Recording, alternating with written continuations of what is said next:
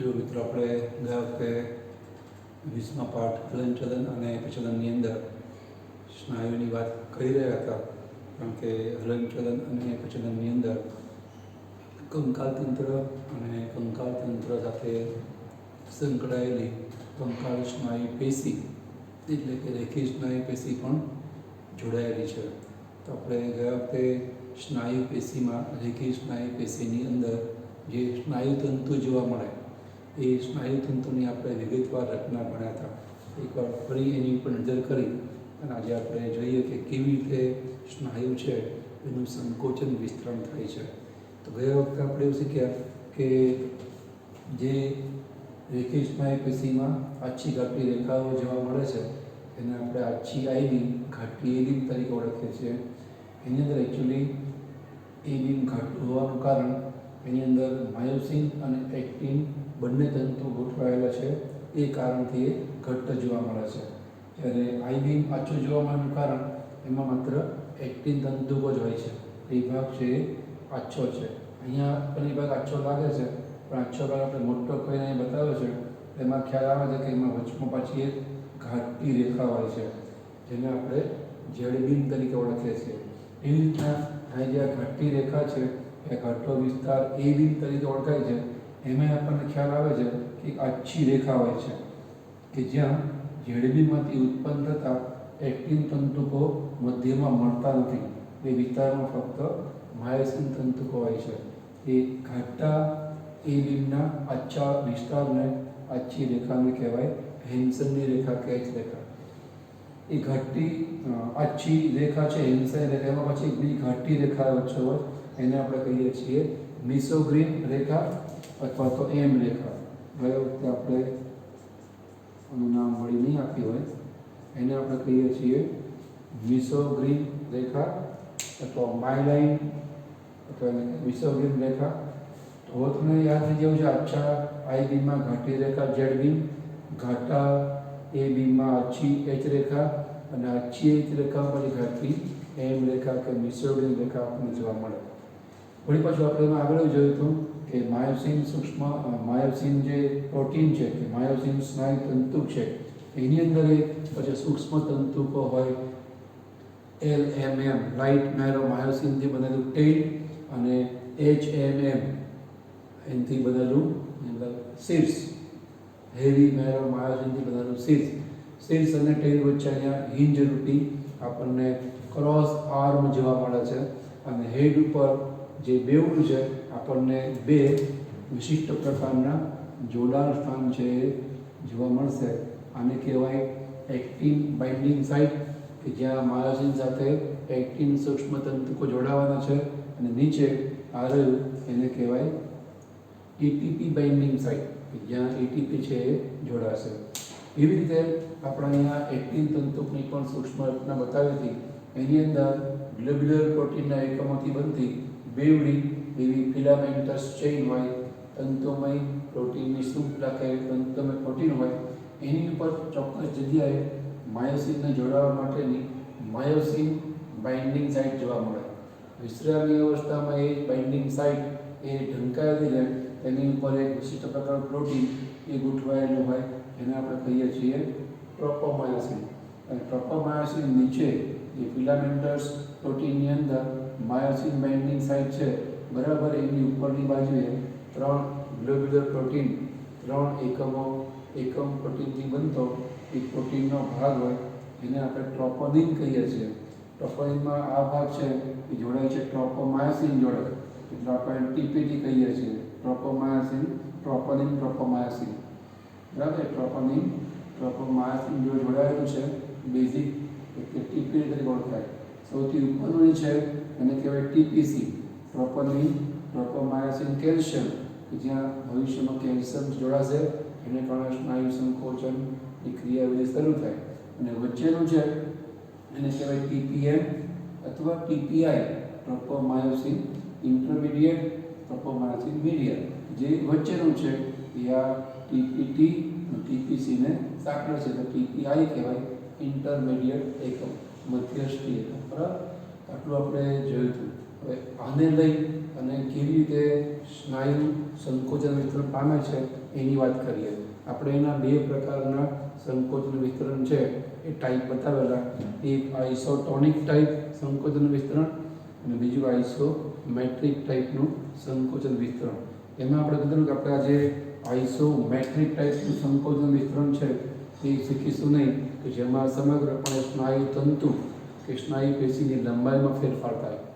અહીંયા આપણે જોઈએ છીએ કે સમગ્રપણે સ્નાયુ તંતુઓની કુલ લંબાઈ ફેરફાર ના થાય, ફક્ત ટોનમાં ફેરફાર થાય. આપણે ગયા વખતે સમજાવ્યું લાસ્ટ લેક્ચરમાં કે ઈયળની જેમ અથવા તો અળસિયાની જેમ અથવા આપણા પાચન તંત્રની જેમ એમાં તરંગવત સંકોચન વિસ્તરણ થાય. તરંગની જેમ એકદમ સંકોચાય પછી વિસ્તરણ પામે, સંકોચાય વિસ્તરણ પામે, એવી રીતે તરંગવત સંકોચન વિસ્તરણ, એને આકુંચન પણ કહેવાય અથવા એને પરિસંકોચન પણ કહેવાય. પણ સરવાળે એની અંદર લંબાઈમાં ફેરફાર નહીં થાય એટલે એને કહેવાય આઇસોટોનિક પ્રકારનું સંકોચન વિસ્તરણ. કારણ કે એના ટોનમાં, એના રંગમાં, એના ઘેરાપણામાં ફેરફાર થાય છે. ઘેરું આછું બને એટલે સરવાળે કુલ સ્નાયુ તંતુની લંબાઈમાં ફેરફાર ના થાય. એ પ્રકારનું હલનચલન એ સ્નાયુ દ્વારા થાય એ પ્રકારનું હલનચલન આપણે કહીએ છીએ આઇસોટોનિક. તો આપણે શીખીએ છીએ આઇસોટોનિક પ્રકારનું સંકોચન વિસ્તરણ એવી રીતના થાય છે. એમાં તમને ખાસ તો આજે બંને મેં તમને સૂક્ષ્મ રચના બતાવી, electron microscopic structure of myosin and actin, એ તમારા ધ્યાનમાં રહેવું જોઈએ. એ તમને ધ્યાનમાં છે, તમને કેવી રીતે સ્નાયુ સંકોચન વિસ્તરણ પામે છે એ સહેલાઈથી સમજાઈ જશે. એકચ્યુઅલી એમાં માયોસિન તંતુકો સ્થિર રહે છે, એની ઉપર એક્ટિન તંતુકો છે સરકે છે. એટલે આ રીતે સ્નાયુની હલનચલનની જે પ્રક્રિયા છે એને આપણે કહીએ છીએ સ્નાયુ સરકવાનો સિદ્ધાંત, મસલ કોન્ટ્રેક્શન થિયરી. આજે આપણે મુખ્ય મુદ્દો શીખવાનો છે. અહીં તરફ જઈએ, તમે નોંધ કરી જશે, તમે કરી ના હોય તો અત્યારે ફરી તમારી સામે છે, વિડીયો સ્ટોપ કરીને કહી શકો છો. ITPM એ ગયા વખતે લખેલું ટેક્સ્ટ બુક પ્રમાણે એનું નામ TPI છે, એ પણ તમે એડ કરી નાખજો. તો હવે આપણે આને ઘૂસી નાખીએ છીએ અને કેવી રીતે સ્નાયુ સરકે છે એની વાત આપણે અહીંયા શીખવા સમજવા માટે પ્રયત્ન કરીએ.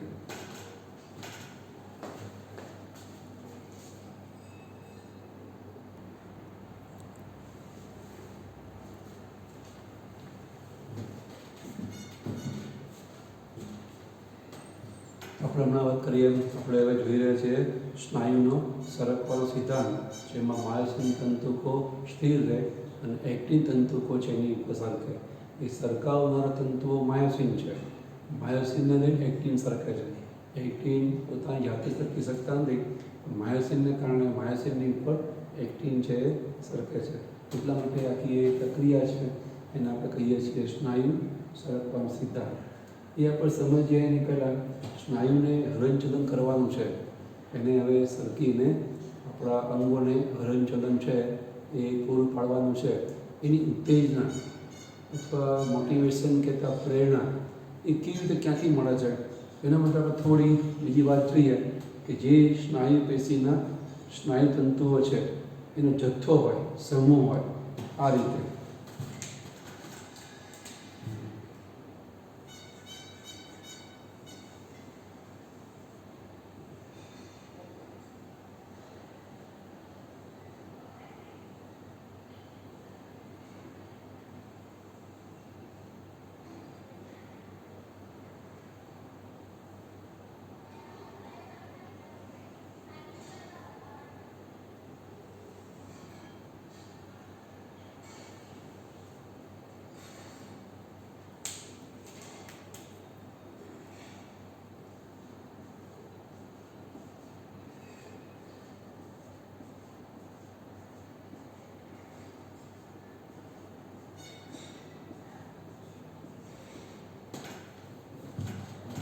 આ રીતે આખો આ સ્નાયુ તંતુ સમૂહ છે.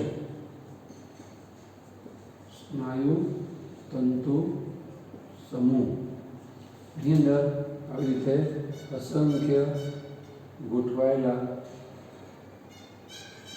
સ્નાયુ તંતુઓ છે.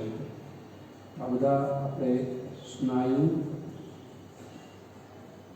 તંતુ છે એવું કહી શકીએ. સ્નાયુ તંતુ સમૂહ, એમાં અસંખ્ય સ્નાયુ તંતુ હોય, એની અંદર સ્નાયુ તંતુકો હોય, એક્ટિન માયોસિન, એની અંદર એ સૂક્ષ્મ સ્નાયુતંતુ હોય. આપણે શીખ્યા છીએ કે જે રચના છે આવી હોય તો જે આ સ્નાયુતંતુ પડ છે એ સ્નાયુતંતુ પડ અંદરની બાજુએ આવી રચના બનાવે. આ રચના એક્ઝેક્ટ આપણને આવી લાગે, એનો ઉપસેલો ભાગ ટોચ ઉપર હોય.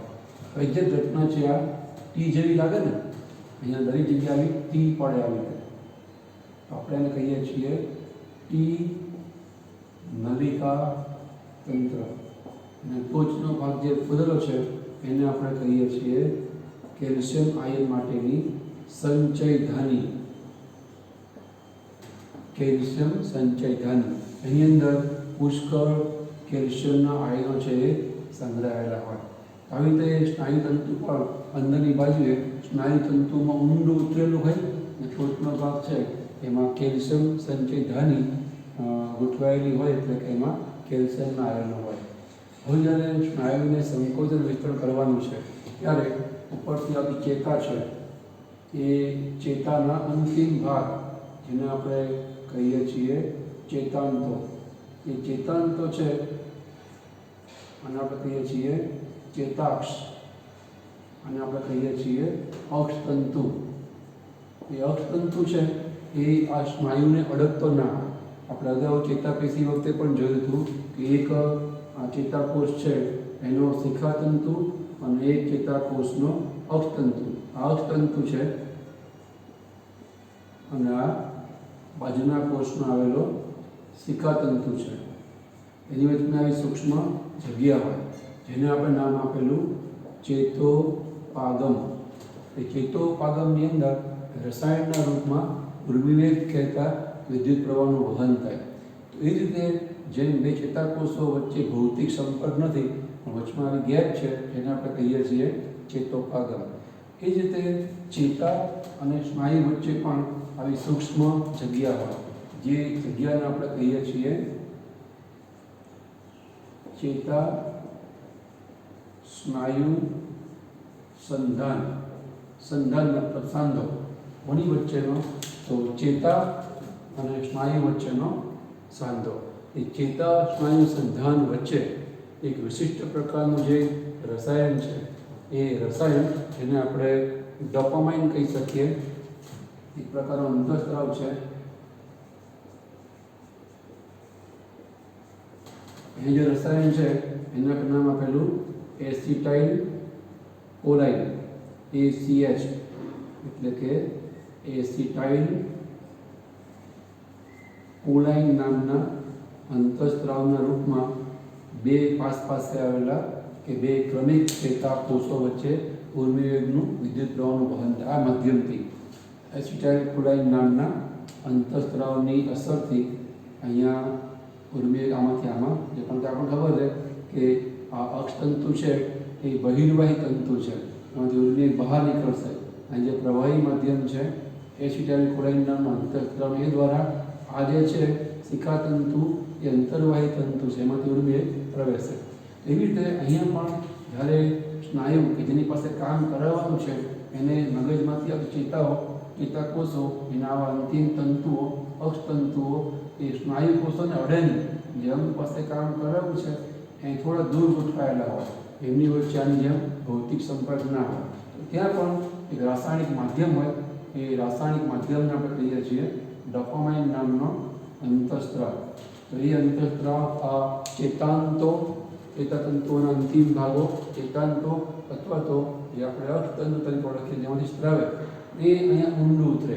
ડોપામાઇન નામનો અંતઃસ્ત્રાવ છે એ ઊંડો ઉતરે અને જે આ કેલ્શિયમ સંચયધાની છે એમાંથી કેલ્શિયમ મુક્ત કરે. એટલે પુષ્કળ કેલ્શિયમ છે એ અહીંયા જે કંઈ સ્નાયુતંતુ હોય એની અંદર મુક્ત થાય. વિશ્રામની અવસ્થામાં વળી પાછા કેલ્શિયમ સંચયધાનીમાં મુક્ત થયેલ કેલ્શિયમ પાછા આવી જાય. પણ આપણે અહીંયા શીખી રહ્યા છીએ કેવી રીતે સંકોચન છે પ્રેરાય. જીવ આ અંતઃસ્ત્રાવી અસરને કારણે ટી નલિકા તંત્રમાંથી એના દૂરસ્થ છેડે રહેલી કેલ્શિયમ સંચયધાનીમાંથી કેલ્શિયમ મુક્ત થાય એવું તરત જ તે સ્નાયુનું સંકોચન શરૂ થાય. જો તમને યાદ હોય તો મેં તમને કહી રહ્યો હતો તમને ખાસ તો માયોસિન એક્ટિનની અલ્ટ્રા માઇક્રોસ્કોપિક અતિ સૂક્ષ્મ રચના યાદ રહેવી જોઈએ. તો આપણે એમાં એવું જોયું હતું કે એક્ટિન તંતુકો છે એના ફિલામેન્ટસ બેવડા ભાગોમાં ઉપરની બાજુએ ટ્રોપોમાયોસિન હોય, એની ઉપર ટ્રોપોનિન હોય. એ ટ્રોપોનિન 3 એકમથી બને. ટોચનો એકમ છે નામ આપણે આપેલું ટીપીસી, ટ્રોપોમાયોસિન કેલ્શિયમ.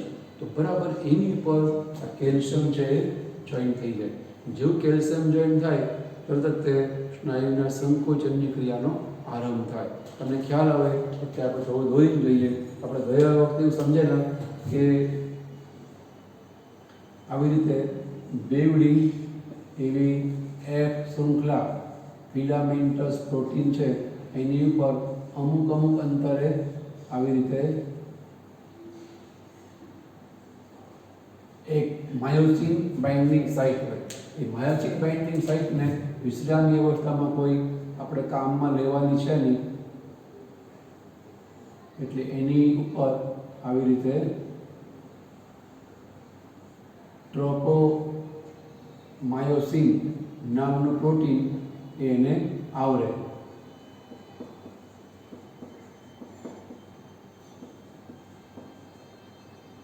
આ એ છે માયોસિન બાઇન્ડિંગ સાઇટ. આ જે છે એ એફ પ્રોટીન છે અને એફ પ્રોટીનની ઉપર જે માયોસિન બાઇન્ડિંગ સાઇટ છે એની ઉપર ટ્રોપોમાયોસિનની ઉપર અહીંયા આપણને 3 એકમો જોવા મળે. આપણે આને કહીએ છીએ ટીપીસી. તો એ કહેવાય ટ્રોપોમાયોસિન કેલ્શિયમ. એની સાથે જે આ કેલ્શિયમના આયનો છે એ છૂટા પડે છે એ ત્યાં જોઈન થાય. અને જેવું ટ્રોપોનિન કેલ્શિયમ જોડે કેલ્શિયમ જોઈન થાય એ ભેગું તરત જ એ આખી જેવું કેલ્શિયમ જોઈન થાય એવું તરત જ તે આ ટ્રોપોમાયોસિનની ડાયરેક્શન ફરી જાય. આખું ઉલટું એનું જે વર્ડ છે એ ઉલટા વર્ડ થઈ જાય અને જે આ ફિલામેન્ટસ પ્રોટીન ઉપર રહેલા એ માયોસિન બાઇન્ડિંગ સાઇટ છે એ ઓપન થઈ જાય. આવી રીતે જેવું કેલ્શિયમ જોઈન થાય એ તરત હવે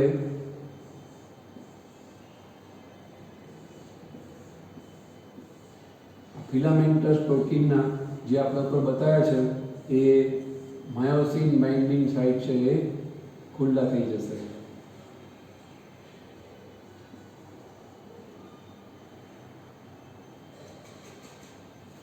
હવે આપણું જે ટ્રોપોમાયોસિન છે એ ઉલટું થઈ જાય આવી રીતે.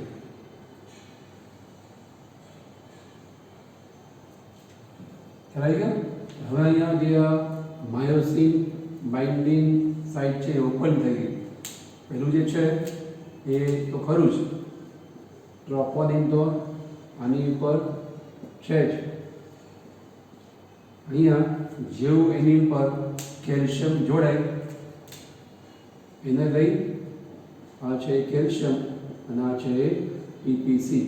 અહીંયા કેલ્શિયમ એટલે આખી ડાયરેક્શન છે એ માયોસિન બાઇન્ડિંગ સાઇટ ઢાંકતી હોય એના બદલે હવે ખુલ્લી થઈ જાય.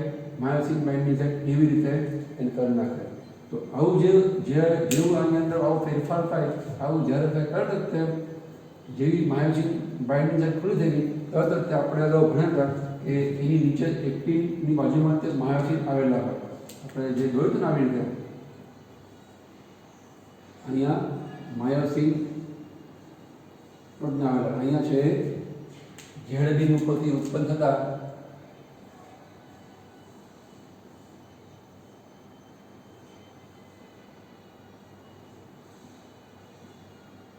એક્ટિન તંતુકો છે એ આવેલા હોય.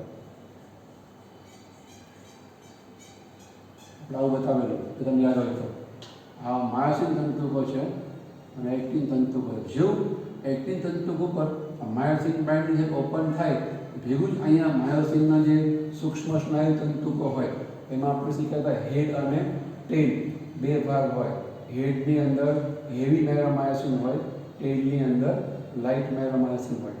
હેડની અંદર આપણે બે બાઇન્ડિંગ સાઇટ બતાવી, એક એક્ટિન બાઇન્ડિંગ સાઇટ અને બીજી એટીપી બાઇન્ડિંગ સાઇટ. તો એ પૈકી જેવું અહીંયા માયોસિન બાઇન્ડિંગ સાઇટ એક્ટિનમાં ઓપન થાય તરત જ તે આની અંદર રહેલા હેવી માયોસિન કે શીર્ષની અંદરનું જે એક્ટિન બાઇન્ડિંગ સાઇટ છે એની જોડે જોડાઈ જાય. એટલે હું તમને એ બતાવું છું કે અહીંયા જે પૂંછડીમાં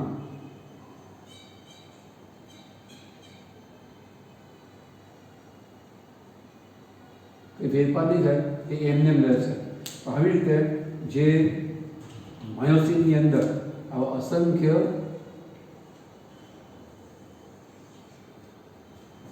માયોસિન સૂક્ષ્મ તંતુકો હોય પૈકીનું શીર્ષ છે તરત અહીંયા જોડાઈ જાય. એ હોય ખરેખર આવી રીતનું વિશ્રામી અવસ્થા ખરેખર આવી રીતનું હોય. સ્ટ્રેટ પડી છે પણ જેવું કેલ્શિયમ મુક્ત થતાં જ ટ્રોપોમાયોસિન ડાયસન ફરી ગઈ છે અને ફિલામેન્ટસ પ્રોટીન ઉપર રહેલા માયોસિન બાઇન્ડિંગ સાઇટ ઓપન થઈ ભેગું એ માયોસિન સૂક્ષ્મ તંતુકોનું હેડ ક્રોસ આર્મ અથવા તો હિંજ બીજાગ્રા આગળથી વળી શીર્ષ અને ઉપરની બાજુએ એટલે પાછળની બાજુએ વળી અને જ્યાં આ એક્ટિનમાં માયોસિન બાઇન્ડિંગ સાઇટ છે તે જોડાઈ જશે. ક્યાંથી એની પાસે રહેલી આ એક્ટિન બાઇન્ડિંગ સાઇટ આગળથી જોડાઈ જાય અને જોડાણ કહેવાય, ક્રોસ બ્રિજ કહેવાય. માયોસિનના હેડમાં રહેલું એક્ટિન બાઇન્ડિંગ સાઇટ અને એક્ટિનમાં રહેલું માયોસિન બાઇન્ડિંગ સાઇટ એ તરત પાછળ વળી જોડાઈ જાય. પણ આ ફ્લેક્સિબલ છે, સ્થિતિસ્થાપક છે, સ્ટ્રેચેબલ છે. એટલે જેવું એ પાછળ વળીને જોડાઈ જાય આકર્ષણને કારણે પણ એ પછી પોતાની મૂળ સ્થિતિમાં આવવા પ્રયત્ન કરશે. જેમ તમે કોઈ ડાળી ફૂલ તોડો તો થોડુંક એ ડાળી નીચે નમે પણ તમારો તાણ વધી જાય તો પુષ્પ તૂટી જાય, ડાળી પાછળથી એમ સિદ્ધિ થઈ જાય. આવી રીતે થોડીક વાર એ હલક ડોલક થઈને વળી સ્થિર થઈ જશે, પોતાની મૂળ સ્થિતિ પ્રાપ્ત કરી લેશે. અહીંયા પણ એવું થાય પણ અહીંયા જે શીર્ષ આમ આકર્ષણને કારણે વળી પાછળની બાજુએ અને એક્ટિન જોડે જોડાઈ ગયું છે. હવે સીધું થવા જાય ને તો એનું જોડાણ હવે એક્ટિન જોડે છે. એટલે આખું જે ઉપર આવેલું શીર્ષ માયોસિનનું એ ઉપર એટલે એક્ટિન જો જોડાયું છે તો સીધું થવા જાય ને તો એને આપવામાં આગળ લાવશે. પછી એ એટીપી બાઇન્ડિંગ સાઇટ આગળ એટીપી જોઈન કરી અને જે ક્રોસ બ્રિજ છે એનું જોડાણ એક્ટિન માયોસિન તોડી નાખશે અને પછી એ સીધું થઈ જશે. અને વળી જેવું આ જોડાણ છે માયોસિનનું એક્ટિન જોડાણ છૂટું થઈ જાય વળી પાછું એક્ટિન તેને પોતાની મૂળ સ્થિતિમાં આવી જાય. વળી કેલ્શિયમ તો છે જ, એના કારણે ટ્રોપોમાયોસિનને આ માયોસિન બાઇન્ડિંગ ઉપર નાખી છે. વળી પાછું માયોસિન આમ જોડાય પાછળ વળીને વળી એ સીધો પ્રયત્ન કરે વળી આગળ લાવે અને વળી એટીપીના કારણે એ બે વચ્ચેનું બંધન તૂટે એટલે પાછું માયોસિન સ્ટ્રેટ થઈ જાય. વળી પાછું એક્ટિન પોતાની મૂળ સ્થિતિ આવી રીતે આમ થઈ રાખશે. બરાબર, માયોસિનનું એક્ટિન જોડે જોડાવું પાછળ વળીને પછી એને મૂળ સ્થિતિમાં આવવા માટે એક્ટિનને આગળ સરકાવે અને પછી બંધ તૂટીએ બંને વચ્ચેનું માયોસિન જૂઠું પડે વળી એક્ટિન પોતાની મૂળ સ્થિતિમાં આવે. આવી રીતે આમ થઈ રાખશે એટલે માયોસિન ઉપર એક્ટિન આવી રીતે આગળ પાછળ સરકશે. એમ સામેની બાજુ પણ એવું હોય કારણ કે આપણે જોયું છે કે આ જે માયોસિન છે એ બંનેને પાસે લાવે આ પણ અને બંનેને આમ લાવે એટલે આ ભાગ એકદમ ઘાટો બને, ઉપરનો તેનો ભાગ છે આછો બને. એટલે આપણે નામ આપેલું કઈ પ્રકારનું આઇસોટોનિક પ્રકારનું હલનચલન છે. તો અહીંયા જેવું આ રીતે જોડાણ થાય એને આગળ ખસેડે અને જેવું આગળ ખસેડે પછી આ એટીપીના રૂપમાં અહીંયા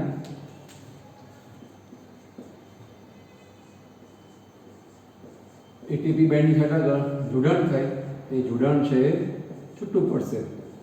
હવે આને આગળ લાવે જે પાછળ વળી જોડાયેલું છે એને હવે હું તમને અહીંયા આગળ બતાવું છું.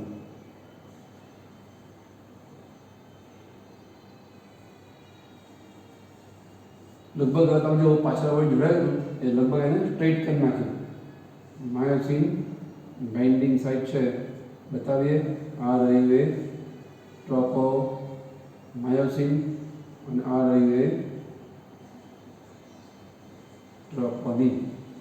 બરાબર, અને પછી હવે અહીંયા આ માયોસિન નામનું પ્રોટીન જ તે એ એટીપીએચ તરીકે વર્તે એ આપણે ગયા વખતે બતાવ્યું હતું કે જે માયોસિન નામનું પ્રોટીન છે એટીપી તરીકે વર્તે. અહીંયા હવે એટીપીનો અણુ છે એ જોઈન થાય એને લઈ અને વળી પાછું જે બંધન છૂટું થાય એટલે વળી પાછું અહીંયા એક્ટિન છે એ પાછું સરકે. અહીંયા તારે કોઈ સરકવાનું કામ અહીંયા તારે આગળ સરકે છે, વળી પર અહીંયા આવતી પાછું પાછળ સરકી જતું રહેશે. અને અહીંયા માયોસિનની અંદર જે કંઈ માયોસિન સૂક્ષ્મ તંતુકો છે કે જે રીતના હતા એ પાછા જોડાયેલા હતા એવા થઈ જશે. બંધન એ મુક્ત થાય, વળી પાછું આ જે એક્ટિન પ્રોટીન છે એ પોતાની મૂળ સ્થિતિમાં આવી જાય. આવી રીતે પણ હજુ જે આ ટ્રોપોમાયોસિન છે એણે આ એક્ટિન ઉપરની માયોસિન બાઇન્ડિંગ સાઇટ છે એ ઓપન રાખી છે. એટલે વળી પાછું આ જે માયોસિન છે એ જોડાય, એને આગળ લાવે, સરકારને પાવર સ્ટોક કહેવાય. પાવર સ્ટોક, શક્તિશાળી ધક્કો.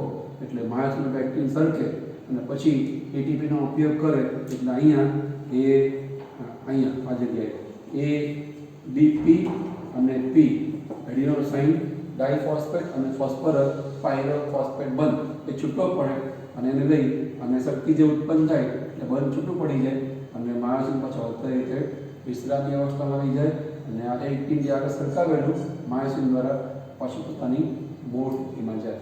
આવું 1 સેકન્ડમાં લાખો વાર થાય. અથવા આપણને સમજાય એટલે આપણે બહુ ધીમે ધીમે બોલીએ છીએ, સ્ટેપ બાય સ્ટેપ સમજાવીએ છીએ.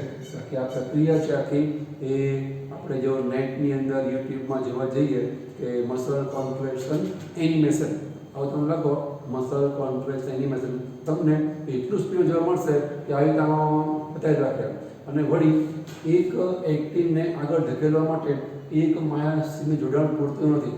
ઘણા બધા માયોસિન છે એને આમાં ફેરવતા, ઘણા બધા માયોસિન તંતુકો, એક માયોસિનમાં લગભગ 8 જેટલા સૂક્ષ્મ તંતુકો આવા હોય. એવા એક એક્ટિનની ફરતે બીજા 8 હોય, 64 જેટલા આવા માયોસિન સૂક્ષ્મ તંતુકો હેડ ને ટેલવાળા એ બધા જો જોડાય, કારણ કે માયોસિન બાઇન્ડિંગ જે ઓપન થાય ચારે બાજુના માયોસિન જતો આપણે 2 ડાયમેન્શનલ ફિગર બતાવી છે, નળાકાર હોય છે. તો વચ્ચે રહેલો માયોસિનની ફરતે એક્ટિન તંતુકો હોય, એક માયોસિનની ફરતે 8 એક્ટિન તંતુકો હોય. તો એ બધાની ફરતે આ જે માયોસિન છે એને ઘણા જોડાય અને 2-4 જોડાયેલા હોય, 2-4 પડી જાય, 2 જોડાયેલા 2 પડી જાય, એનું બંધન મુક્ત થઈ જાય. એમ વારાફરતી બધા એને ખેંચીને આગળ લાવવા પ્રયત્ન કરે. જેમ કીડી છે એ હજારો કીડીઓ લાખો કીડી ભેગી મળી નાના એવા સાપને મરી ગયો હોય તો ખેંચે, બહુ એમના વજન કરતાં પણ અનેક ગણું વજનને ખેંચી શકે. અહીંયા એવું થાય છે કે ઘણા બધા માયોસિન તંતુકો અહીં જોડાઈને આગળ ધકેલા છે અને પછી એ મુક્ત થઈ જાય. વળી પછી ઘણા સ્નાયુ તંતુકો, સૂક્ષ્મ સ્નાયુ તંતુકો માયોસિન જેને જોડાય પણ અત્યારે બધા જોડાશે નહીં અને અત્યારે બધા મુક્ત નહીં થાય. જે કે અમુક જોડાયા હોય, અમુક પડતા હોય એ વારાફરતી બધાને ધક્કો મારીને આગળ લાવે છે અને પછીથી પ્રક્રિયા પતે એટલે વળી પાછું બંધન મુક્ત થાય એટલે વળી એક્ટિન આગળ પાછળ પાછું આવી જાય. તો આવી સતત માયોસિનની ઉપર માયોસિન લીધે એક્ટિન જે સરકે છે આગળ અને વળી પાછળ સરકે છે, વળી આગળ સરકે વળી પાછળ. કેમ? આખો આ સ્નાયુ તંતુકનો સ્નાયુ તંતુખંડ કહેવાય ને. ક્રમિક 2 H રેખા વચ્ચેનો વિસ્તાર એ સ્નાયુ તંતુખંડ ઘાટો આછો છે એ બનાવી રાખે. એને આધારે આપણને 1-2 પ્રશ્નો અગાઉ ડીપમાં પૂછેલા છે કે સંપૂર્ણ સ્નાયુ સંકોચન વખતે શું થાય. તો સંપૂર્ણ સ્નાયુ સંકોચન વખતે જે આ બંને એક્ટિન તંતુકો છે એ સરકી અને માયોસિન સરકીને વચમાં મળી જાય. એટલે જે વચમાં આછી રેખા છે જેને આપણે H રેખા એવું નામ આપતા હતા, એ H રેખા છે એ આપણને દેખાય નહીં. જ્યારે સ્નાયુ સંકોચન સંપૂર્ણ થાય ત્યારે આપણને H રેખા જોવા નહીં મળે, કારણ કે બંને એક્ટિન તંતુકો સામે સંકોચાઈને અંદર આવે માયોસિનના કારણે અને અડી જાય, એટલે આપણને H રેખા છે જોવા મળશે નહીં. એ સંપૂર્ણ સ્નાયુ સંકોચન વખતે H રેખા જોવા ના મળે અને એ બીમ છે એ વધારે ઘટ્ટ થાય, કારણ કે એમાં વચમાં આછો વિસ્તાર છે H રેખા રૂપી દૂર થાય એટલે એ બીમ ઓલરેડી ઘાટું જ છે, આ બીમ કરતાં વધારે ઘટ્ટ બને. એટલે આવા ફેરફારો છે સ્નાયુ સંકોચન વખતે થાય. સંપૂર્ણ સ્નાયુ સંકોચન વખતે H રેખા દૂર થાય, બાકી અંશતઃ સંકોચનમાં H રેખા પાતળી બને. સંપૂર્ણ સંકોચન વખતે H રેખા છે એ દૂર થાય. તો આવા કઈ પ્રકારના પ્રશ્નો આપણને પૂછાય, પણ તમે જો આ સ્નાયુ સંકોચનની ક્રિયાવિધિ એ બરાબર દિમાગમાં ઉતારી હોય સમજીને તમને એના ઉપરથી પૂછાયેલા કોઈ પણ પ્રશ્ન કે બધી પ્રશ્નો છે જવાબ આપતા આવડે. તો આપણે નેક્સ્ટ ટાઈમ મળીએ ત્યારે સ્નાયુની વાત પૂરી કરે છે. આપણે હવે આગળ ઉપર કંકાલ તંત્રની વાત શરૂ કરશું. અહીંયા આપણે અટકે છે તમારી બુકમાં યોગ્ય નોંધ કરી સંકોચન વિસ્તારની ક્રિયાવિધિની અમુક નોંધ છે કહી લો નેક્સ્ટ ટાઈમ આપણે મળીએ છીએ.